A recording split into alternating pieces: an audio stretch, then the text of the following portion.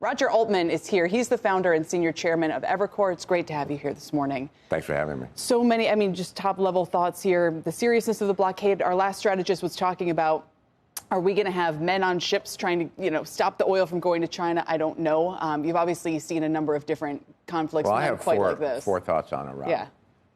First of all, no matter what your view of the original decision to launch the war, what we've seen is remarkable tenacity from Iran, because despite being pulverized and despite having its leadership decapitated, it has not folded.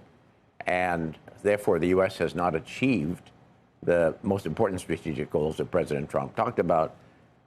Nuclear, they still have their store of of enriched uranium. The Strait of Hormuz is closed, and there hasn't been regime change. So that's point one. Two, it was never realistic to expect a peace agreement in 24 hours. The JCPOA, the Obama agreement, you can think of it what you will, but it took 18 months. Vietnam, it took 5 years. Third, the decision that the president is making on the blockade, it could work, but it's risky, and it's going to require, and this is the key point, a lot of patience. Why do I say that?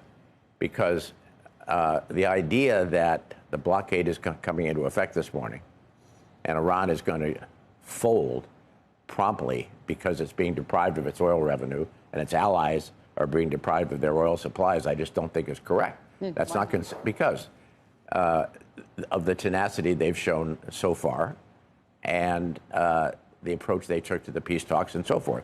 So to work, the blockade is going to take some time, some serious time. And it could be months. And do we have the patience to do that over months? I hope we do. It's also risky because, of course, the mild reaction of markets this morning, I think, reflects an expectation that the fighting is over. But will Iran try to, in one way or the other, attack our naval vessels that are enforcing the blockade? Will it resume attacks on its Persian Gulf neighbors? We don't know that. Is the fighting really over? We don't know that. So if you say to me, President Trump is committed to enforce this blockade however long it takes, then I think it could work. And after all, it's the correct premise, because it's essentially saying it's either open for all or it's closed to all, and the Strait of Hormuz is an international waterway. Iran has no right to control it or impose tolls, but it's going to take patience. Final point, I think it would be smart if the president could get as many other nations to support the blockade in one form or another, because I think that would put more pressure on Iran, especially... And the UK has already said it won't. I know, especially China, because China is the nation which reportedly weighed in late but hard on Iran to agree the ceasefire. And China has tremendous influence on Iran. Now, it may not be that China joins some coalition, but on its own track, if we could get China to tell Iran to back off, that would be really helpful.